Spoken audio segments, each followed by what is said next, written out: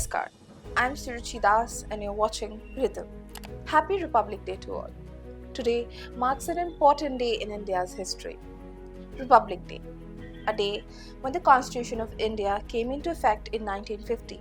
This landmark event not only signifies the birth of a governing framework but also embodies the spirit of justice, equality, and unity that guides the nation. The Constitution, drafted with immense foresight by the likes of Dr. B.R. Ambedkar, stands as one of the world's lengthiest and most dynamic written constitutions. Its guiding principles, democracy, secularism, and fundamental rights, reflect the diverse aspirations of a country on the path to progress and inclusivity. But have you ever wondered why it took India almost 2 years post independence to finalize the constitution? Let's take a deeper look into the stages of its making. The first stage, beginning the journey. The journey began on 13 December 1946 with the very first session of the Constituent Assembly. This assembly formally began the monumental task of drafting India's constitution. On this day, Jawaharlal Nehru moved the objective resolution declaring India as an independent sovereign republic and setting the framework for the constitution. This resolution was adopted by the Assembly on 22nd January 1947, and it became the foundational document to guide the creation of the Constitution. The second stage, committees and deliberations. Following the adoption of the objective resolution, several committees were informed to tackle key aspects of governance, including fundamental rights, the minorities, tribal areas, and the union and provincial constitutions. These committees worked diligently, and the reports were submitted between April and August 1947. The Constituent Assembly deliberated on these findings and concluded the discussions by 30th August 1947. The third stage, draft constitution preparation. In the third stage, based on the reports from various committees and discussions in the Constituent Assembly, B.N. Rao, the constitutional advisor, prepared a draft constitution.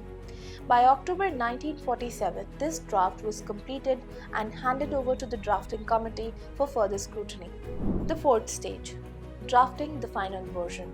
On 27 October 1947, the drafting committee began its work, carefully reviewing the draft constitution along with notes, reports, and memoranda. After making necessary changes and revisions, the committee submitted the final draft to the President of the Constituent Assembly on 21st February 1948. The fifth stage, public feedback. After the draft constitution was submitted, it was published to gather public feedback. A special committee reviewed suggestions and comments, and on 23rd, 24th, and 27th March and 18 October 1948, the drafting committee discussed these inputs and made necessary amendments. By 26 October 1948, the draft was revised and resubmitted with the proposed amendments appended. The sixth stage, debates begin. On 4th November 1948, the draft constitution was formally presented to the Assembly by B.R. Ambedkar, chairman of the drafting committee. It was now time for the constitution to be thoroughly debated by the members of the Assembly. The seventh stage, clause by clause discussion. The second reading marked a significant period of intense scrutiny. Members of Assembly engaged in a clause by clause discussion of the draft constitution, offering extensive debates that lasted until 17th October 1949. During this period, numerous amendments were proposed, but most were rejected after careful consideration. The eighth stage, final revisions. Once the debates concluded, the drafting committee revised the document in line with the decisions made in the Assembly. These revisions, including renumbering articles, language refinements, and adjusting clauses.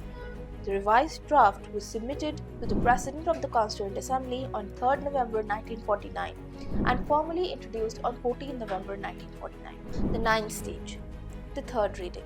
During the third reading, the debates were relatively brief, with most speeches offering general comments about the Constitution.